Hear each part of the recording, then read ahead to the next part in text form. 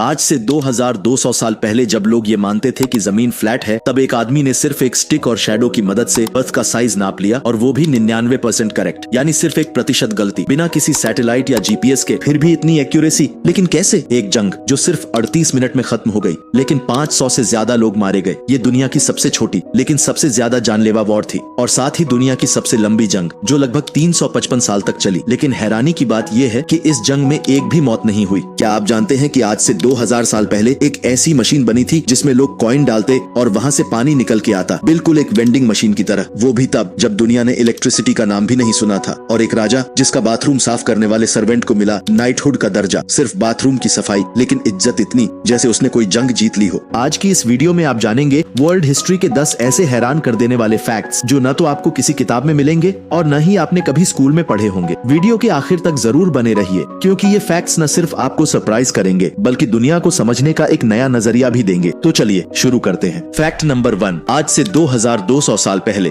यानी 240 बीसी में एक ग्रीक जीनियस एराटोस्थेनेस, जो लाइब्रेरी ऑफ अलेक्जेंड्रिया का चीफ लाइब्रेरियन था, उसने सिर्फ एक स्टिक, दिमाग और धूप का यूज करके जमीन का सर्कमफ्रेंस निकाल लिया, और वो भी 99% एक्यूरेसी के साथ। उसने नोटिस किया कि 21 जून यानी समर सोल्स्टिस के दिन इजिप्ट के शहर सायेने में, जिसे आज हम असवान के नाम से जानते हैं, एक सीधी स्टिक जमीन में घुसाने पर उसका कोई शैडो ही नहीं पड़ता था। उसी दिन अलेक्जेंड्रिया में, जो साइन से लगभग 800 किलोमीटर दूर था, वैसा ही एक स्टिक का 7 डिग्री का शैडो दिखाई दिया। एराटोस्थेनेस ने सोचा अगर जमीन फ्लैट होती तो दोनों जगहों पर शैडो एक जैसा होता, लेकिन शैडो अलग था, इसका मतलब जमीन गोल है। फिर उसने एक सिंपल जियोमेट्री का फॉर्मूला यूज किया, 360 को 7 डिग्री से डिवाइड किया और फिर उसे 800 किलोमीटर से मल्टीप्लाई किया। रिजल्ट लगभग 39,375 किलोमीटर आया, और आज का जो एग्जैक्ट सर्कमफ्रेंस है वो 40,075 किलोमीटर है, सिर्फ 1% का फर्क। और इसी जीनियस दिमाग की वजह से उसे फादर ऑफ जियोग्राफी कहा जाता है। एराटोस्थेनेस ने दुनिया का पहला वर्ल्ड मैप भी बनाया। उसकी किताब जियोग्राफिका को दुनिया की पहली जियोग्राफी गाइड माना जाता है। Fact number 2। Great pyramid of Giza, जो लगभग 2630 बीसी में फेरो खुफू के दौर में बने थे, दुनिया की सबसे पुरानी और सबसे हैरान कर देने वाली इंजीनियरिंग मिस्ट्रीज में से एक मानी जाती है। 2.3 मिलियन से भी ज्यादा लाइमस्टोन और ग्रेनाइट के ब्लॉक्स इस्तेमाल किए गए, और हर एक ब्लॉक का वजन 2 से 15 टन तक है। इतने भारी ब्लॉक्स को इतनी परफेक्शन से जोड़ा गया कि पूरे पिरामिड का बेस, जो 13 एकड़ में फैला हुआ है, सिर्फ 2 सेंटीमीटर के फर्क के साथ परफेक्टली लेवल है। और पिरामिड की चारों साइड्स, नॉर्थ, ईस्ट, साउथ,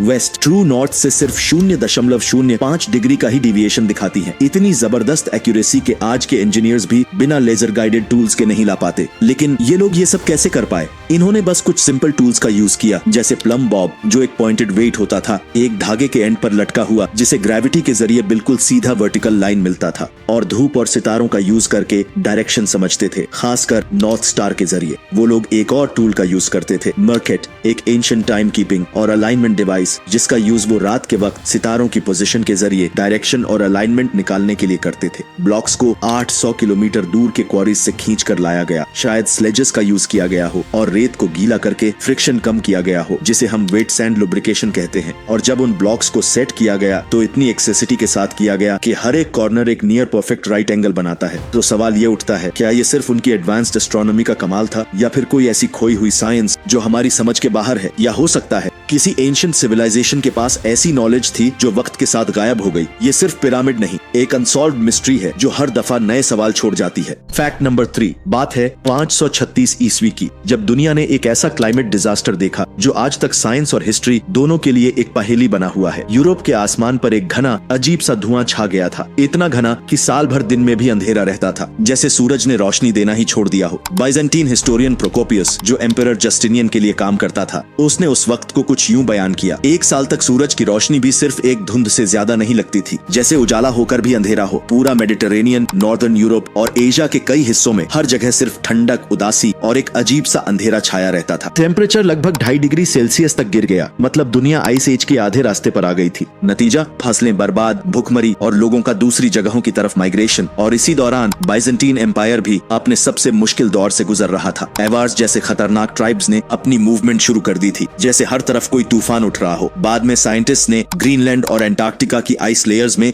एक शॉकिंग एविडेंस देखा, सल्फ्यूरिक एसिड और वोल्केनिक ऐश की मोटी परतें। लगा जैसे किसी मैसिव वोल्केनिक एरप्शन ने आसमान को चीर दिया हो। कुछ थ्योरीज तो ये भी कहती हैं कि ये सब किसी कॉमेट या एस्टेरॉयड के टकराने का नतीजा था, क्योंकि उस वक्त लोगों ने लाल आसमान तक देखा था। लेकिन सबसे बड़ी बात यह है कि आज तक इसका असली कारण किसी को नहीं पता, ना कोई कंफर्म्ड इरप्शन साइट, ना कोई सॉलिड सबूत। फैक्ट नंबर 4, एक ऐसी जंग जो 1 घंटे से भी कम चली, सिर्फ 38 मिनट। एंग्लो जांजिबार वॉर दुनिया की सबसे तेजी से खत्म होने वाली वॉर थी। बात है 27 अगस्त 1896 की, जब सुल्तान खालिद बिन बरगाश ने अपने चाचा के इंतकाल के तुरंत बाद जांजिबार के तख्त पर जबरदस्ती कब्जा कर लिया, बिना ब्रिटिश एम्पायर की रजामंदी के। लेकिन ब्रिटिश एम्पायर की सोच कुछ और थी। वो चाहते थे कि जांजिबार के तख्त पर कोई ऐसा सुल्तान बैठे जो उनके कंट्रोल में हो, क्योंकि उस वक्त जांजिबार उनका एक प्रोटेक्टोरेट था और वहाँ का राजा कौन बनेगा ये फैसला भी ब्रिटिशर्स ही करते थे। सुल्तान खालिद का पावर लेना ब्रिटिशर्स के लिए एक खुला चैलेंज था। सुबह 9 बजे ब्रिटिश नेवी ने स्टोन टाउन के रॉयल पैलेस को घेर लिया और वार्निंग के बाद हमला शुरू कर दिया। 76 मिमी कैनन और नेवल शिप्स से 500 से ज्यादा शेल्स फायर किए गए। तकरीबन 500 से ज्यादा डिफेंडर्स मारे गए, लेकिन ब्रिटिश साइड से सिर्फ एक सैलर को हल्की चोट आई। 9:38 तक सुल्तान खालिद ने हार मान ली और पैलेस छोड़कर जर्मन कॉन्सुलेट की तरफ भाग गया, जहां उसे पॉलिटिकल असाइलम मिल गया। ये जंग ऑफिशियली सिर्फ 38 मिनट में खत्म हो गई और बन गई दुनिया की सबसे छोटी जंग। फैक्ट नंबर 5, दुनिया की सबसे लंबी जंग। लेकिन हैरानी की बात यह है कि इस जंग में एक भी मौत नहीं हुई। एंग्लो डच वॉर,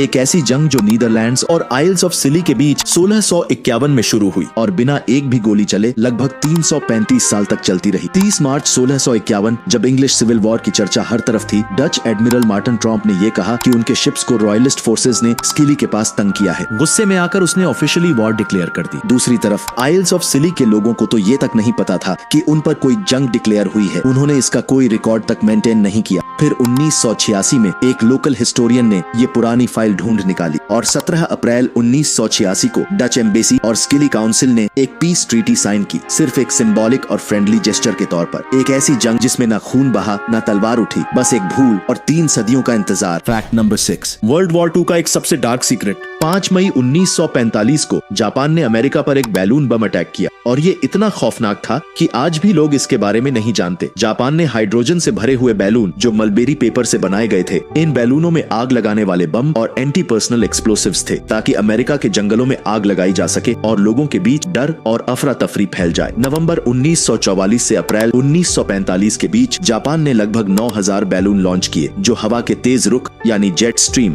का फायदा उठाते हुए लगभग 6000 मील दूर अमेरिका के वेस्ट कोस्ट तक पहुंचे। इन्हीं में से एक बैलून ओरेगन के एक जंगल में गिरा, जहां एल्सी मिशेल, एक 26 साल की गर्भवती महिला, अपने 5 बच्चों के साथ पिकनिक आई हुई थी। बच्चों ने जब वो बैलून देखा, क्यूरियोसिटी में फंस गए और सुबह 10:30 पर वो बैलून एक्सप्लोड हो गया। सभी 6 लोग, एक माँ और उसके 5 बच्चे उसी वक्त मारे गए। ये वर्ल्ड वॉर 2 के दौरान अमेरिका की जमीन पर दुश्मन के हाथों होने वाली इकलौती मौत थी। अमेरिकी सरकार ने इस खबर को सेंसर कर दिया ताकि डर न फैले और जापान और ज्यादा बैलून न भेजे। फैक्ट नंबर 7, एक पुरानी टेक्नोलॉजी जो आज भी होश उड़ा दे। 215 ईसा पूर्व में एक ग्रीक इन्वेंटर जो अलेक्जेंड्रिया का मशहूर मैथमेटिशियन था, उसने दुनिया की पहली वेंडिंग मशीन बनाई और ये वेंडिंग मशीन सेरापिस के मंदिर में इंस्टॉल की गई थी, जो एक इजिप्शियन ग्रीक भगवान का मंदिर था। ये वेंडिंग मशीन एक ब्रॉन्ज की डिवाइस थी जो कॉइन डालने पर काम करती थी। जैसे ही कोई इंसान ड्रैक्मा यानी उस जमाने का सिक्का डालता, उस सिक्के का वजन एक लीवर ट्रिगर होता था जो एक वॉल्व खोलता था। इस वॉल्व के जरिए लगभग 100 मिलीलीटर पवित्र पानी निकलता, फिर एक काउंटरवेट उसे रीसेट कर देता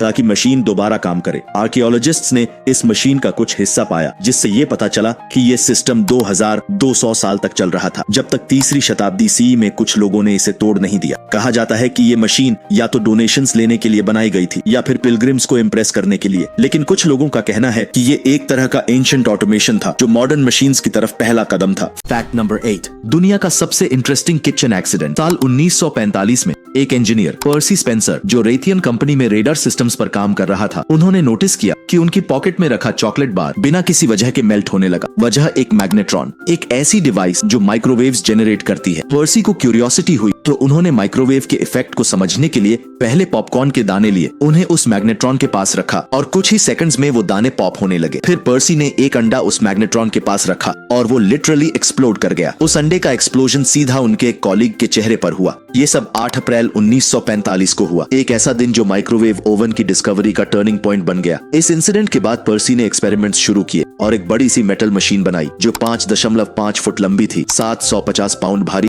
और उस वक्त 5000 अमेरिकी डॉलर की लागत से तैयार हुई। इस इन्वेंशन को रैडर रेंज नाम दिया गया और 1945 में पेटेंट हुई। 1947 में ये कमर्शियल मार्केट में लॉन्च भी हो गई। उस वक्त ये माइक्रोवेव ओवन 3000 वॉट्स पर चलता था, जो आज के एवरेज साथ 100 से 1200 वॉट्स से काफी ज्यादा है। इस वजह से ये मशीन सिर्फ बड़े होटल्स और रेस्टोरेंट्स के लिए एक लग्जरी आइटम थी, आम लोगों के लिए नहीं। एक पिघली हुई चॉकलेट से शुरू हुआ ये सफर आज हमारे किचन्स तक आ गया। फैक्ट नंबर 9, एक ऐसी क्वीन जो सिर्फ खूबसूरत नहीं बल्कि जबानों की भी मलिका थी। 59 बीसी से 30 बीसी तक इजिप्ट की आखिरी टॉलेमिक रूलर होने के बावजूद क्लियोपाट्रा असल में ग्रीक ओरिजिन की थी, लेकिन इसके बावजूद उसने 9 जुबानें सीखी थी। अपने लोगों से कनेक्ट करने के लिए इजिप्शियन, अपनी माँ की जुबान ग्रीक और फिर ट्रेड के लिए हिब्रू और अरामिक। डिप्लोमेसी के लिए उसने सीरियक और पार्थियन बोली और रीजनल एलाइज से डील करने के लिए इथियोपियन और मीडियन। और जब बात रोम से समझौता करने की आई तो उसने लैटिन भी सीख ली। ये सब उसने शायद पैलेस के ट्यूटर्स के जरिए सीखा, एक ऐसे वक्त में जब हर तरफ इंट्रीग, वॉर और पावर स्ट्रगल्स चल रहे थे। लेकिन क्लियोपैट्रा ने अपने वर्ड्स को अपनी ताकत बनाया। 48 बीसी में जूलियस सीजर से अलायंस बनाया और 41 बीसी में मार्क एंटनी के साथ पार्टनरशिप की, सिर्फ अपनी डिप्लोमेसी और लैंग्वेज स्किल्स के दम पर। जब बाकी राजा महाराजा इंटरप्रेटर्स पर डिपेंड थे, क्लियोपैट्रा खुद डायरेक्टली बात करती थी। फैक्ट नंबर 10, इंग्लैंड के किंग हेनरी 8वें जो 1509 से 1547 तक राज करते रहे, उनके पास एक अजीबोगरीब रॉयल पोजीशन थी, ग्रूम ऑफ द स्टूल, और इसका काम किंग का बाथरूम टाइम मैनेज करना। 1500 के दशक में ये रोल इतना इंपॉर्टेंट माना जाता था कि ये लोग किंग के सबसे प्राइवेट मोमेंट्स में उनका साथ देते, किंग की पॉटी रूटीन ऑब्जर्व करते, सॉफ्ट कपड़े से साफ करते और उनकी हेल्थ का अपडेट डॉक्टर्स को देते, क्योंकि किंग हेनरी को डेस्परेटली एक हेयर चाहिए था। कैथरीन ओन ऑफ अरागोन जैसी मल्टीपल शादियों के बाद भी ये रोल काफी सेंसिटिव और क्रूशल था। ये सब एक स्पेशल चेंबर में होता था जिसको क्लोज स्टूल कहते थे, जहाँ वेलवेट के कुशन होते थे और कैंडल लाइट में ये रॉयल काम होता था। लेकिन इतना ऑकवर्ड काम करने के बावजूद ये पोजीशन प्रेस्टीज वाली थी। सर विलियम कॉम्पटन जो 1510 के दशक में ग्रूम ऑफ द स्टूल थे, उनको नाइट बना दिया गया था। उम्मीद है इग्नाइट इनसाइट की ये वीडियो भी आप लोग भरपूर लाइक और शेयर करेंगे। कौन सा फैक्ट आपको इंटरेस्टिंग लगा कमेंट्स में हमें जरूर बताएं।